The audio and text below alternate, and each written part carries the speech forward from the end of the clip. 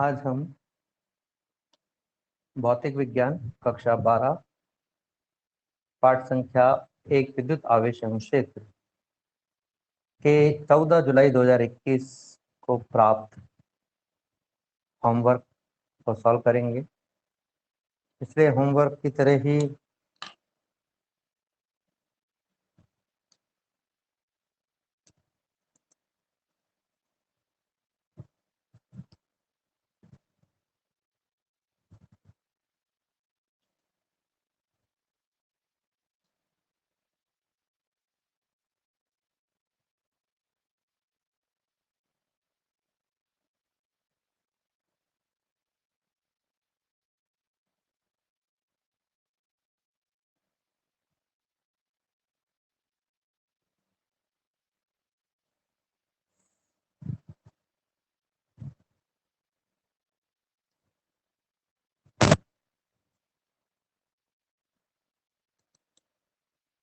आज हम भौतिक विज्ञान कक्षा 12 पाठ संख्या 1 विद्युत आवेश एवं क्षेत्र के 14 जुलाई 2021 को प्राप्त होमवर्क को सॉल्व करेंगे। यह 8वां पार्ट है होमवर्क का, पहले चैप्टर का।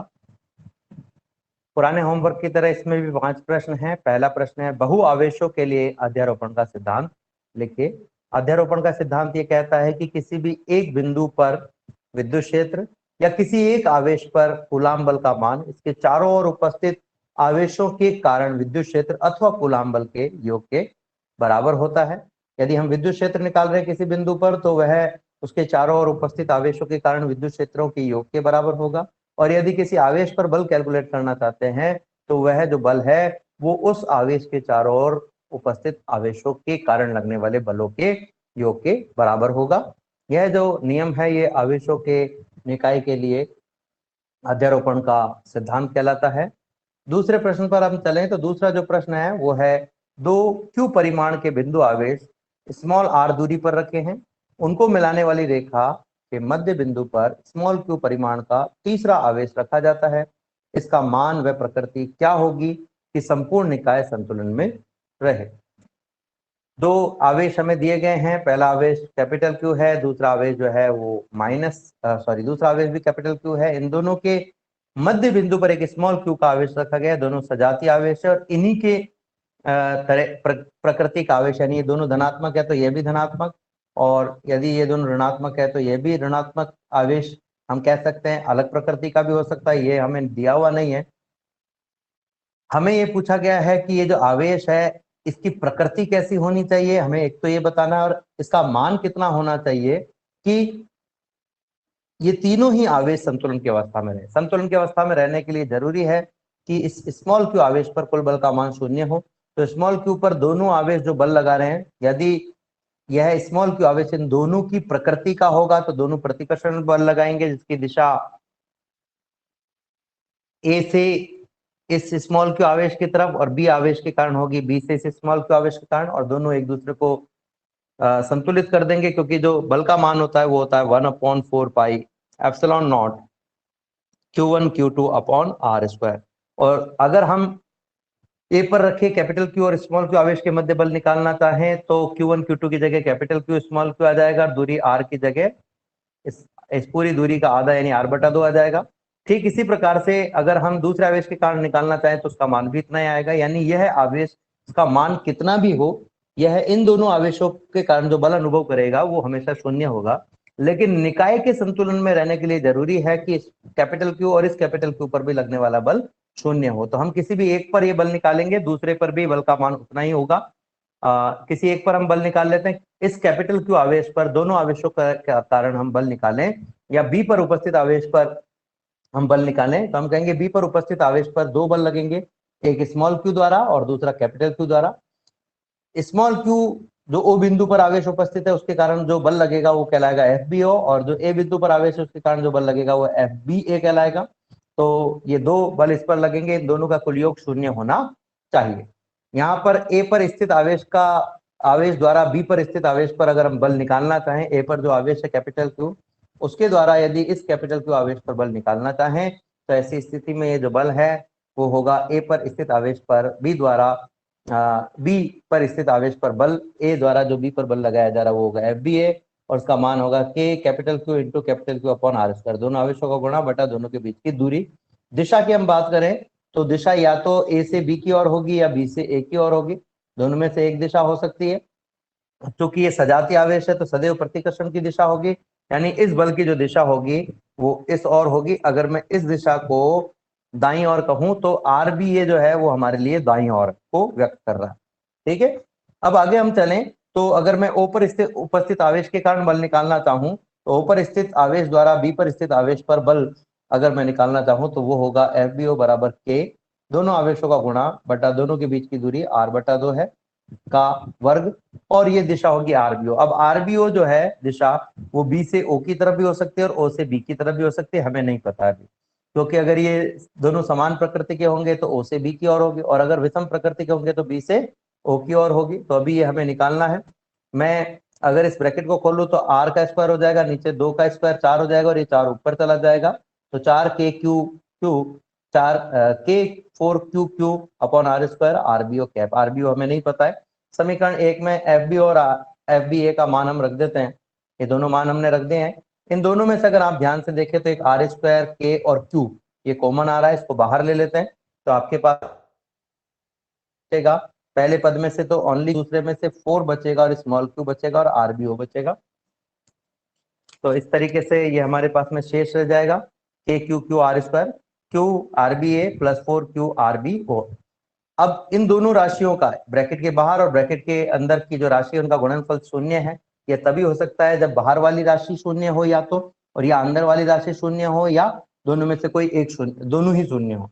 तो अगर हम के क्यू और अपॉन आर स्क्वायर की बात करें तो के का मान 9 × 10⁹ न्यूटन इंटू मीटर स्क्वायर होता है। क्यू का मान शून्य हो ही नहीं सकता, क्योंकि क्यू का मान अगर शून्य होगा तो आवेश का अस्तित्व ही नहीं होगा।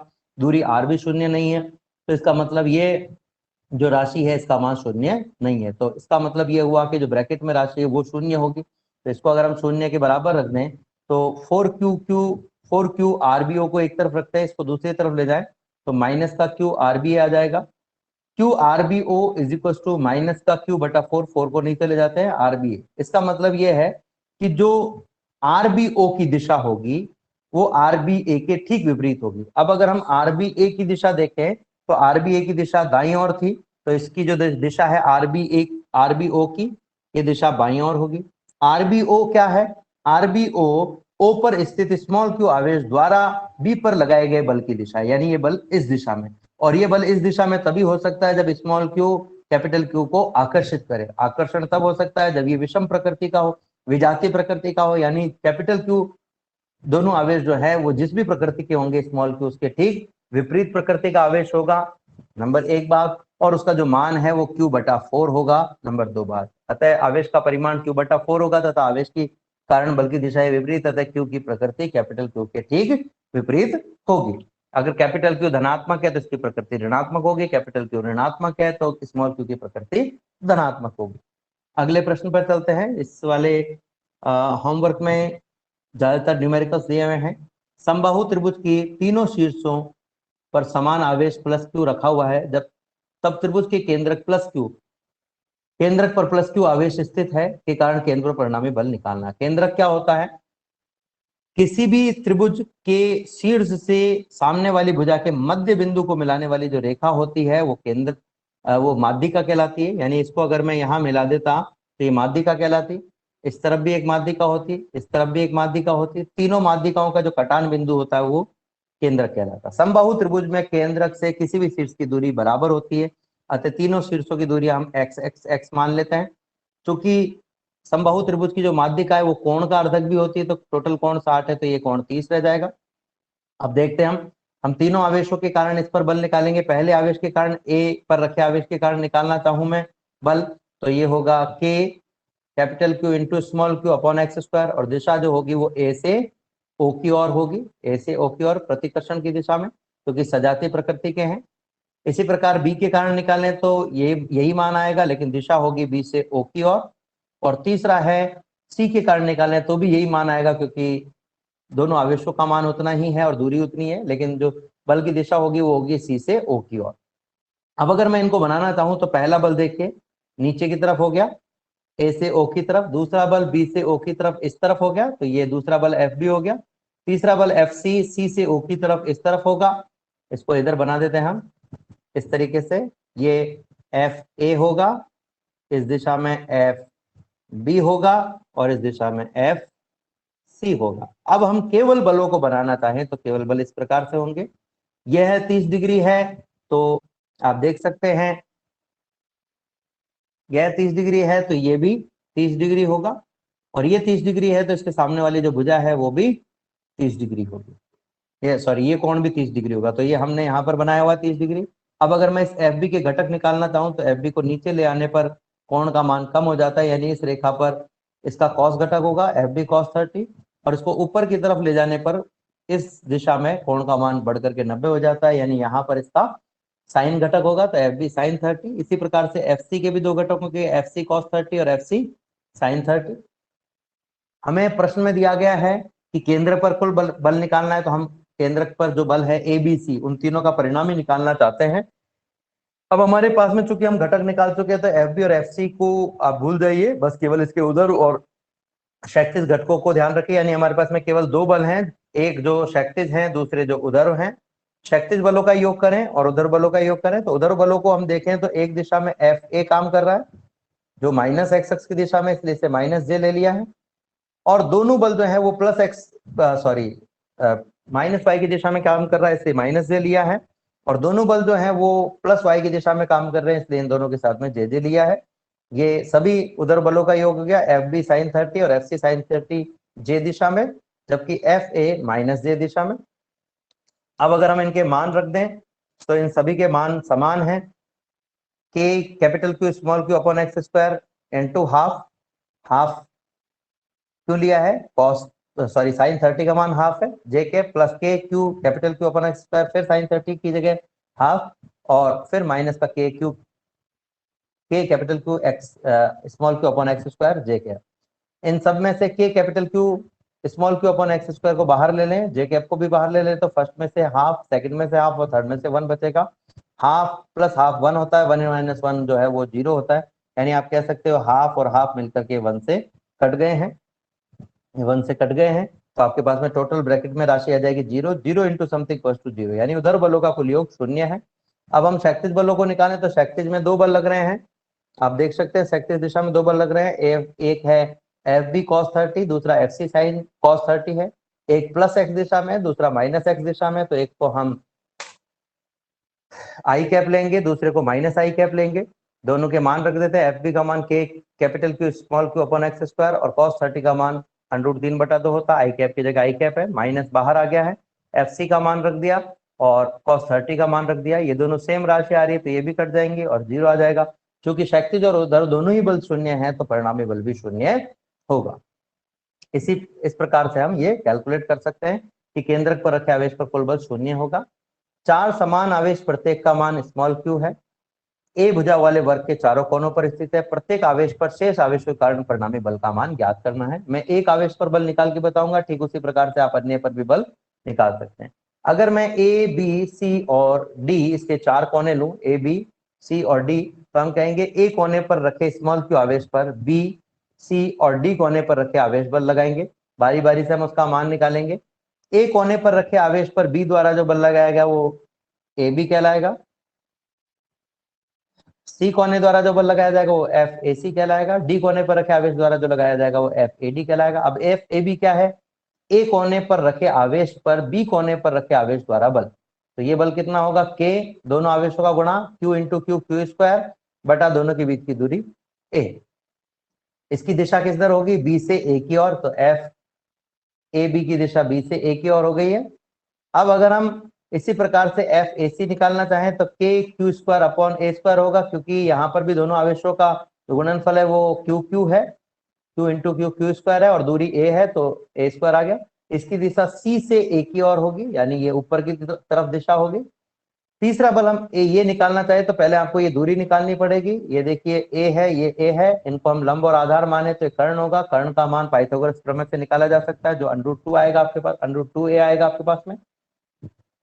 ए पर उपस्थित आवेश पर डी पर उपस्थित आवेश द्वारा लगाया गया बल अगर हम कैलकुलेट करना चाहें तो उसका मान होगा के दोनों आवेश Q इंटू क्यू का गुणा क्यू स्क्वायर बटा दोनों के बीच की दूरी √2 a का स्क्वायर। √2 का स्क्वायर जो होता है वो 2 होता है, a का स्क्वायर होता है a स्क्वायर। दिशा होगी डी से a की ओर, डी से a की ओर। ये तीनों बल हमारे पास में आ गए हैं। अब हम केवल बलों को यहाँ बनाना चाहें तो हम कहेंगे एफ ए बी इस तरफ लग रहा है, एफ ए सी ऊपर लग रहा है, एफ डी नीचे लग रहा है। एफ ए बी और एफ ए बी और एफ ए सी इन दोनों का अगर हम परिणामी निकालना चाहें, इनका परिमाण समान है। जब भी दो बलों का परिमाण समान होता है तो उनका परिणामी उनके ठीक मध्य में होता है। तो देख लेते हैं परिणामी एफ डैश, इन दोनों का परिणामी एफ डैश बराबर होगा दोनों के मानों का वर्ग करके जोड़ करके अंडरूट ले लीजिए तो इसका परिमाण आ जाएगा आपके पास में एफ डी ए की दिशा में ही आएगा ये। तो इसका मान निकाल लेते हैं। इसकी जो दिशा होगी किस तरफ होगी, एफ डी ए की दिशा में, क्योंकि दो समान बलों का परिणामी जो होता है उनके ठीक मध्य में होता है। तो ये भी ठीक मध्य में 90 डिग्री का आधा 45 डिग्री होता है। एफ डैश बराबर के क्यू स्क्वायर अपॉन ए स्क्वायर का स्क्वायर, ये सूत्र से निकाल रहे हैं। के क्यू स्क्वायर अपॉन ए स्क्वायर का स्क्वायर, ये भी हमने यहाँ मान रख दिया। इसकी दिशा होगी डी से ए की ओर। अगर हम यहाँ से के क्यू स्क्वायर अपॉन ए स्क्वायर का अंडरूट, के स्क्वायर का अंडरूट बाहर ले लें तो क्या आएगा, जैसे आप यहाँ इस ब्रैकेट को खोलोगे तो आपके पास में आएगा पहले पद में के स्क्वायर क्यू की घात 4 ए की घात 4, दूसरे पद में के स्क्वायर क्यू की घात 4 ए की घात 4। और जब आप इनको अंडरूट से बाहर निकालोगे तो के स्क्वायर का अंडरूट हो जाएगा के क्यू की घात 4 का अंडरूट हो जाएगा स्मॉल क्यू स्क्वायर और ए की घात 4 का अंडरूट ए स्क्वायर। तो अंदर क्या बच जाएगा आपके पास में 1 + 1। एक्चुअल में हमने इसको बाहर लिया है। किस तरीके से लिया है देखिए, वापस से समझ लीजिए। इन दोनों में से कॉमन क्या आ रहा है, के का स्क्वायर क्यू की घात 4 ए की घात 4, अंदर बचा 1 + 1 और ये हो गया अंडरूट। तो 1 + 1 हो गया 2, ठीक है। तो इस 2 का अंडरूट हो जाएगा √2 और बाकी का अंडरूट लोगे तो आपके पास में आ जाएगा के क्यू स्क्वायर अपॉन ए स्क्वायर। दिशा होगी डी से ए की ओर। अब देखिए इन दोनों बलों का परिणामी भी डी से ए की ओर और एफ डी ए बल भी डी से ए की ओर। टोटल 3 बल लग रहे हैं तो आपको तीनों का परिणामी निकालना पड़ेगा। पहले मैंने 2 का निकाल लिया है। इन 2 का जो भी परिणामी आएगा उसको अगर हम इसमें जोड़ देंगे तो हमारे पास में तीनों का परिणामी आ जाएगा। एफ ए होगा F dash plus F D A, इन दोनों को मैंने जोड़ दिया है। दोनों में से के क्यू स्क्वायर अपॉन ए स्क्वायर कॉमन आ रहा है, √2 + 1/2 आपके पास में बचा है। 2 को अगर हम एलसीएम ले लें तो आपके पास में आ जाएगा 2 √2 + 1/2। तो इस तरीके से हम इसका मान निकाल सकते हैं। अंतिम प्रश्न है, निम्न चित्रानुसार किसी समबाहु त्रिभुज के शीर्षों पर स्थित आवेश स्मॉल क्यू तथा -q पर विचार कीजिए। प्रत्येक आवेश पर कितना बल लग रहा है ये हम करनी है। ये प्रश्न हमारी पाठ्य पुस्तक 7 से लिया गया है। अगर मैं -q +q और +q के कारण बारी बारी से बल निकालूं, पहले ए पर रखे आवेश पर निकालूं तो मैं कहूंगा ए पर रखे हुए आवेश पर बी और सी पर रखे हुए आवेश बल लगाएंगे। इसी प्रकार बी पर रखे हुए आवेश पर ए और सी पर रखे हुए आवेश बल लगाएंगे और सी पर रखे हुए आवेश पर ए और बी वाले आवेश बल लगाएंगे। तो पहले हम ए पर रखे हुए आवेश पर, ए पर स्थित आवेश पर बल निकाल लेते हैं। ए पर स्थित आवेश पर एक बल बी पर स्थित आवेश लगाएगा और एक बल सी पर स्थित आवेश लगाएगा। इसको मैं Q1, Q2 और Q3 मानूं तो Q1 आपके पास में इसको हम कहेंगे F12। F12 क्या है, ए पर स्थित आवेश पर बी द्वारा लगाया गया, बी पर स्थित आवेश द्वारा लगाया गया बल। F12 = K दोनों आवेशों का गुणा Q × Q Q.Q और दोनों के बीच की दूरी L का square, K Q square upon L square. दिशा होगी इसकी बी से ए की ओर क्योंकि दोनों सजातीय हैं, बी से ए की ओर होगी। बी से एक ओ की ओर कह दीजिए, ओ की ओर लिख दिया है मैंने बाई मिस्टेक, ए की ओर लिखना चाहिए था, बी से ए की ओर होगी। अब इसी प्रकार से सी पर उपस्थित आवेश द्वारा निकालना चाहें तो सूत्र होता है के दोनों आवेशों का गुणा Q square Q into Q Q square. यहाँ सदिश राशि निकाल रहे हैं इसलिए प्लस और माइनस दोनों की जगह प्लस प्लस ही लेना है और दोनों के बीच की दूरी एल का वर्ग। दिशा इसकी अगर हम देखें तो ये दोनों में आकर्षण होगा, विजातीय आवेश, यानी इसकी दिशा होगी ए से सी की और ए से सी की। और तो एक बल आपके पास में F12 इस दिशा में है, दूसरा F13 इस दिशा में। यदि इनका परिणामी निकालना है तो परिणामी इनके बीच में कहीं पर होगा। यदि परिणामी आवेश F12 से थीटा कोण बनाता है तो ये थीटा कोण भी हम निकालेंगे लेकिन पहले इन दोनों के परिणामी का मान निकालें। समांतर चतुर्भुज विधि से दो सदिशों का परिणामी जो बल होता है उसका सूत्र होता है, परिणामी बल का सूत्र पहले बल का स्क्वायर प्लस दूसरे बल का स्क्वायर प्लस 2 इंटू पहला इंटू दूसरा बल कॉस दोनों बलों के बीच का कोण, F12 और F13 के बीच का कोण। अब देखिए ये एक समबाहु त्रिभुज है, ये कोण 60 डिग्री है, ये कोण 60 डिग्री है, तो बचा हुआ कोण जो होगा वो 120 डिग्री होगा। तो F12 और F13 के बीच में जो कोण है वो 120 डिग्री हो जाएगा। तो F12 का मान हमने F मान लिया है, F13 का मान भी हमने F मान लिया है। तो F12 की जगह भी F, F13 की जगह भी F, और 2 F1 F2 F12 F13, तो ये हो जाएगा F² plus 2 F² into cos 120 का मान माइनस का 1/2, 2 से 2 कट गया तो ये माइनस यहाँ आ जाएगा, तो आपके पास हो जाएगा F² plus F² minus F², F² से F² कट गया, F² रह गया, F² का अंडर F होता है, और F जो है हमने KQ² अपॉन L² को माना है, तो वापस हम रख देते हैं। अब थीटा का मान निकालने का बहुत सरल तरीका मैं बता रहा हूँ, ध्यान से समझें। ये मान लीजिए एक सदिश है A, ये दूसरा सदिश है B, और ये आपके पास में इनका परिणामी सदिश है, ठीक है। दोनों A और B सदिश के बीच का जो कोण है वो थीटा है मान लीजिए, और ये जो R है वो B से फाई कोण बना रहा है, B से फाई कोण बना रहा है। तो कैसे हम निकालेंगे, हम कहेंगे tan फाई बराबर B, ये जिससे कोण बना रहा है आप उसे भूल जाइए, B से कोण बना रहा है तो B को भूल जाइए, बचा कौन A, हम कहेंगे A का साइन घटक, A का कॉस घटक प्लस, अब इस B को ले लीजिए। तो ऐसे ही अगर मैं F12 से थीटा कोण निकालना चाहूं तो हम कहेंगे F12 को भूल जाइए, F13 का साइन घटक, F13 का कॉस घटक लेना पड़ेगा हमें, F13 का साइन घटक, F13 का कॉस घटक, और उसमें F12 को जोड़ना है। साइन घटक जो है जब भी आप लेंगे साइन घटक, तो ये इसमें जो कोण है वो दोनों F12 और F13 के बीच का लेना है, ये 120 है तो 120 लेना है। फिर से समझ लें, परिणामी सदिश जिस सदिश से कोण बना रहा है उस सदिश से कोण अगर आपको निकालना है तो उस सदिश को 2 मिनट के लिए भूल जाइए। आपको सबसे पहले बचा हुआ सदिश लेना है। मैं यदि कोण निकालना चाहूं F1 व F12 के बीच का, तो F1 व F12 के बीच का कोण निकाल रहा हूं मैं, इसलिए F12 को भूल जाइए, बचा कौन आपके पास में F13 का साइन घटक लीजिए जिसमें थीटा का मान इन दोनों बलों के बीच का कोण जिनका परिणामी आप याद कर रहे हो ये होगा 120 डिग्री बटा, इसी तरीके से इसी F13 का कॉस घटक लेना है, F13 कॉस 120 प्लस बचा हुआ जो ये सदिश है ये जिसको हमने छोड़ दिया था ये आपको लेना है F12, तो यही मैंने यहाँ लिखा हुआ है। अब मान रख देते हैं F13 की जगह F साइन 120 की जगह √3/2, F12 की जगह F और कॉस 120 की जगह माइनस का 1/2, माइनस को यहाँ बाहर ले लो तो F माइनस F/2 हो जाएगा, यानी F में से आधा F घटा दिया तो आधा F रह जाएगा आपके पास में, ऊपर 3√3 F/2 है, 3 F से F कट गया, 2 से 2 कट गया, रह गया √3, tan इनवर्स √3, tan 60 के लिए tan थीटा का मान √3 होता है, इसका मतलब थीटा का मान 60 डिग्री होगा, और ये 60 डिग्री को अगर आप देखें तो ये B के तुल्य है, यानी कि ये दोनों समानांतर होंगे, यानी इसकी जो दिशा है वो B से C की ओर होगी। ठीक इसी प्रकार से आप अन्य के लिए भी निकाल सकते हैं।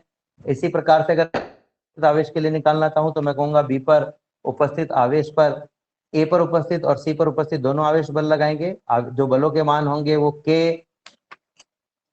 ये मैंने यहाँ बना दिया इसको चित्र को, फिर से देख सकते हैं आप, A पर स्थित आवेश द्वारा B पर स्थित आवेश पर बल, इसको F21 कहें तो हम कहेंगे K दोनों आवेशों का गुणा Q इंटू Q² बटा दोनों के बीच की दूरी L², और जो दिशा है वो होगी प्रतिकर्षण की दिशा में, क्योंकि सजातीय आवेश है तो F21 की दिशा होगी A से B की ओर, A से B की ओर। इसी प्रकार C आवेश द्वारा हम निकालना चाहें तो यहाँ आकर्षण होगा, इसलिए दिशा होगी B से C की ओर, B से C की ओर, और जो बल होगा वो होगा K दोनों आवेशों का गुणनफल Q into Q² upon L²।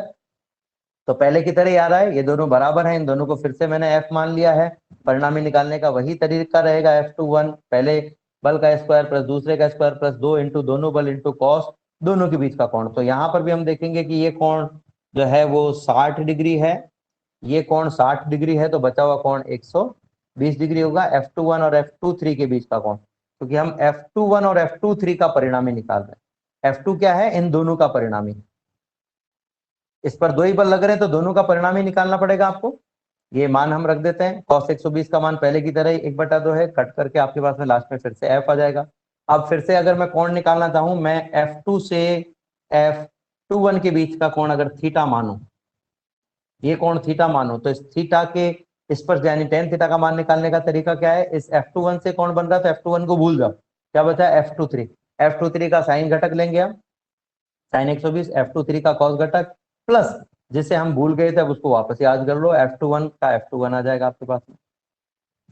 पहले की तरह ही मान रखेंगे तो फिर से हमारे पास में कोण का मान 60 डिग्री आएगा। तो ये कुछ भी नया नहीं है, बिल्कुल वैसा ही है जैसे हमने पहले किया था। अब अगर हम C पर रखे आवेश पर बल निकालना चाहें तो ये जो आवेश है ये माइनस आवेश है, जबकि दोनों आवेश प्लस है, तो ये दोनों ही से आकर्षित करेंगे अपनी तरफ, यानी कि A पर रखा आवेश इसे अपनी तरफ खींचेगा, C से A की ओर बल की दिशा होगी, और B पर रखा आवेश इसे अपनी तरफ खींचेगा और बल की दिशा C से B की ओर होगी।